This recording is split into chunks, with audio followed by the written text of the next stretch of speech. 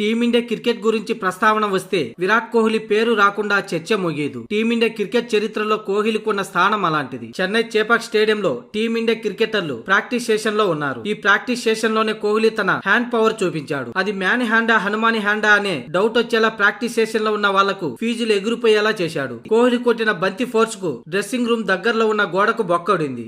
ఇలాంటి కన్నం కాదది, పెద్ద కన్నం పడింది. ఈ సందర్భంగానే విరాట్ కోహ్లీ బంగ్లాదేశ్ తో జరిగే 2 టెస్టుల సిరీస్ లో ప్రత్యర్థి జట్టుకు చుక్కలు చూపించడం ఖాయమనే అభిప్రాయంతో ఫ్యాన్స్ ఉన్నారు. కాగా ఇండియా బంగ్లాదేశ్ మధ్య ఫస్ట్ టెస్ట్ మ్యాచ్ ఈ నెల 19 నుంచి మొదలు కానుండగా సెకండ్ టెస్ట్ మ్యాచ్ 27వ తేదీన జరగాల్సి ఉంది. ఇప్పటికే బంగ్లాదేశ్ పాకిస్తాన్ పై 2 టెస్టుల సిరీస్ ను క్లీన్ స్వీప్ చేసింది. దీంతో బంగ్లాదేశ్ ను కూడా భారత్ అంత ఈజీగా లెక్క కట్టడం లేదు. అందుకోసమే పటిష్టమైన జట్టుతో బరిలోకి దిగుతుంది. ఇక ఇప్పటికే చెన్నైకి 4 రోజుల క్రితమే చేరుకున్న టీమిండియా జోరుగా ప్రాక్టీస్ చేస్తుండగా ఈ రోజు బంగ్లాదేశ్ టీం కూడా చెన్నైకి చేరుకుంది.